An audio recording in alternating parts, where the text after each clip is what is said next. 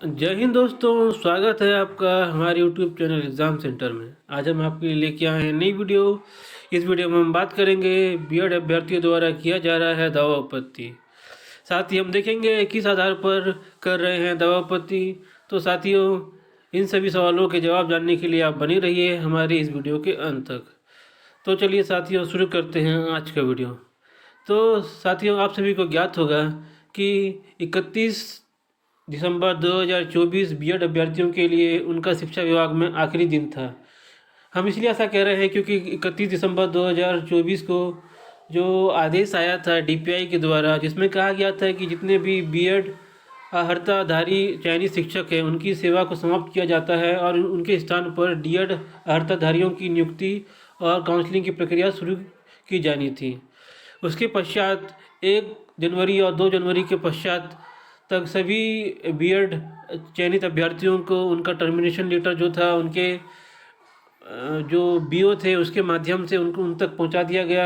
आधे जो बीएड अभ्यर्थी जो हैं वो जूता धरना स्थल में थे, तो उन्होंने अपने हाथ में तो नहीं लिया लेकिन उनको व्हाट्सएप के जरिए उन तक पहुंचा दिया। तो आप ऐसा मान सकते हैं कि आज के डेट में 2895 जो बीएड अभ्यर्थी हैं उन तक पूरा उनका टर्मिनेशन लेटर पहुंच चुका है।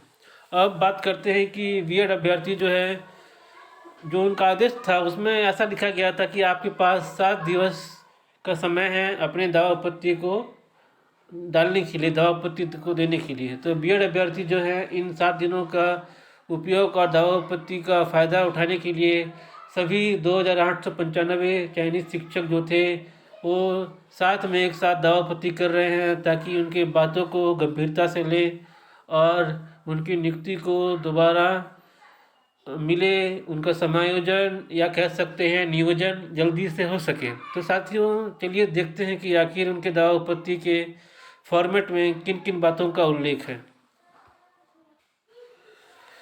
तो साथियों, जैसा कि आप सभी को अभी मालूम होगा कि आपके पास एक पीडीएफ जो है वो सोशल मीडिया के जरिए सर्कुलेट हो रहा है, जिसमें कि बीएड अभ्यर्थी द्वारा दावा आपत्ति करने के लिए एक फॉर्मेट जो है वो बनाया गया है, जिसमें कि आप देख सकते हैं कि दावा आपत्ति जो किया जाना है नियुक्त अधिकारी को किया जाना है। तो नियुक्त अधिकारी सहायक शिक्षक के लिए जिला शिक्षा अधिकारी होते हैं, तो उनको ये दावा आपत्ति का एक कॉपी फॉर्मेट जो है उनको भेजा जाएगा, जिसमें कि एक विषय लिखा गया है सहायक शिक्षक पद की सेवा समाप्ति की कार्यवाही के संदर्भ में दावा आपत्ति प्रस्तुत करने हेतु विषयक।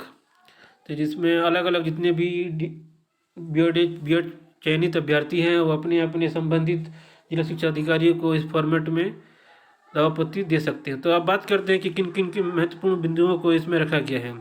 तो सबसे पहला जो महत्वपूर्ण बिंदु है वो है, महोदय आपके द्वारा जारी सूचना के पत्र में प्रस्तावित कार्यवाही हेतु केवल 7 दिन का समय प्रदान किया गया है, जबकि विभाग द्वारा नियुक्ति पत्र कंडिका में साथ में उल्लेखित है कि उपरोक्त चयनित व्यक्ति की सेवाएं किसी समय एक पक्ष द्वारा 1 माह का नोटिस देकर या उसके एवज में 1 माह का वेतन तथा भत्ते देकर समाप्ति की जा सकती है।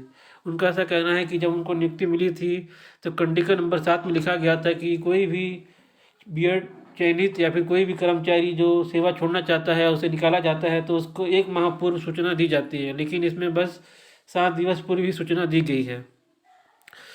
और उसके पश्चात दूसरा जो इन्होंने पॉइंट डाला है, इसमें लिखा गया है कि महोदय बीएड प्रशिक्षित सहायक शिक्षकों द्वारा प्रस्तुत अभ्यादनों पर प्रशिक्षण एवं शासन के सुझाव दिए जाने संबंध में दिनांक 3/1/2025 को मुख्य सचिव महोदय की अध्यक्षता में अंतर विभागीय समिति का गठन किया जा चुका है।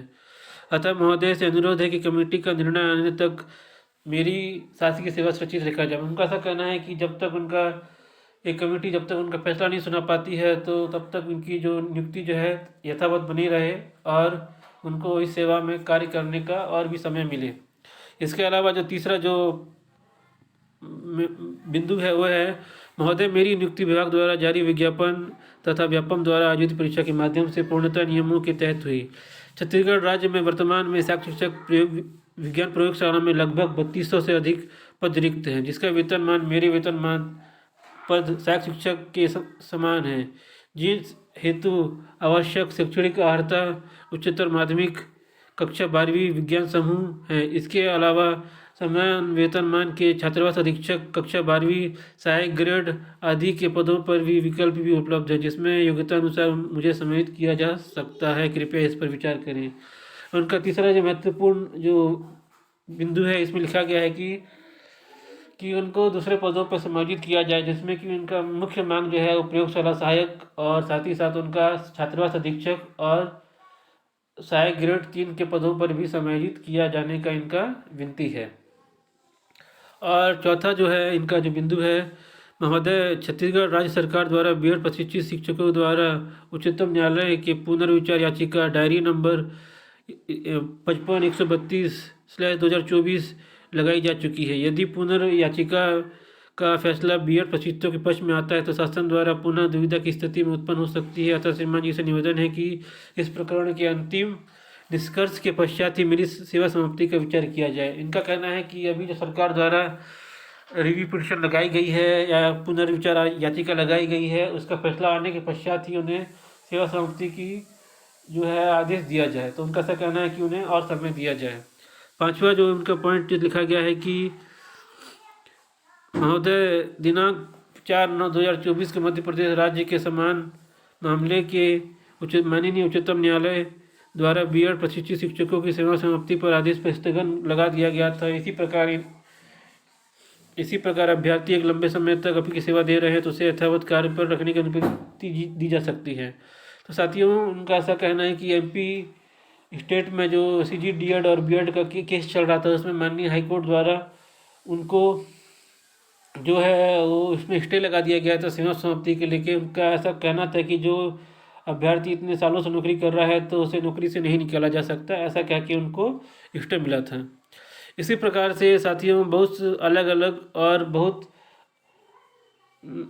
भी बहुत तरीके जो है वो बीएड अभ्यर्थी जो हैं जिला शिक्षा अधिकारी को सुझाव दे रहे हैं ताकि उनकी सेवा जो है वो सुरक्षित रहे और उनके समायोजन और नियोजन के लिए कोई नया रास्ता निकल सके। तो उनका दावापत्ति का मूल उद्देश्य यही है कि उनको उनके पद पर फिलहाल के लिए समय उनके लिए बनाए रखें, जब तक कोई भी ठोस निर्णय कमेटी का या फिर उनका जो रिव्यू पिटीशन लगा है उस पर नहीं आ जाता, तब तक उनकी सेवा समाप्ति नहीं की जानी चाहिए।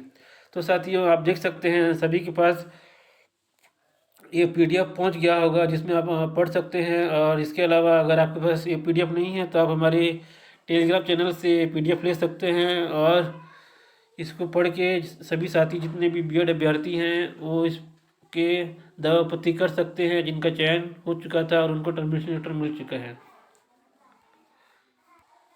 साथियों, हमने आपको दिखाया बीएड चयनित सहायक शिक्षक ने जो दावापत्ति का फॉर्मेट बनाया है और विभिन्न बिंदुओं जो हैं के जरिए उन्होंने अपनी बात रखी है, वो हमने आपको पढ़ के बताया, जो कि बहुत इम्पोर्टेंट थे और जो कि उनके बीएड के पक्ष से इस बिंदु जो है वो बहुत ही वैलिड है, उनको हमने आपको बताया। तो साथियों, अगर बीओ या डीओ जो हैं इस दावापत्ति को सरकार तक पहुंचाते हैं तो आने वाले समय में उनको और मौका मिल सकता है। जैसे कि आप जान सकते हैं कि आज 6 तारीख है और कल 7 तारीख है। अगर कल तक बीएड अभ्यर्थियों की डीबी या काउंसलिंग की सूचना नहीं आती है तो आप ये समझ सकते हैं कि बीएड अभ्यर्थियों को अभी भी और समय मिल सकता है। उनके खिलाफ शायद टर्मिनेशन का आदेश जो है जारी नहीं किया जा सकता और शायद जारी नहीं भी किया जाएगा अगर उनके बिंदुओं को लेके जिला शिक्षा अधिकारी और हमारे माननीय मुख्यमंत्री इस पर सहमति रखते हैं तो शायद उनकी जो नियुक्ति है वो फिलहाल बनी रहेगी। तो साथियों, देखना होगा हमको आने वाले दिनों में बीएड और डीएड के लेकर बहुत बड़ी अपडेट जो है वो आ सकती है, जिसमें कि डीएड अभ्यर्थियों की नियुक्ति और बीएड अभ्यर्थियों का समायोजन और नियोजन को लेकर खबर आ सकती है। तो साथियों, इसी तरीके की अपडेट अगर हमको मिलती है तो हम आपको अपने चैनल के माध्यम से आप तक पहुंचाएंगे, लेकिन उसके लिए आपको हमारे वीडियो को लाइक करना पड़ेगा, चैनल को सब्सक्राइब करना पड़ेगा और वीडियो को शेयर करना पड़ेगा ताकि ये वीडियो जो है उन लोगों तक पहुंचे जो कि जिन्हें इसकी ज़्यादा ज़रूरत है। तो साथियों, मिलते हैं अगली अपडेट में, तब तक के लिए नमस्कार, जय हिंद।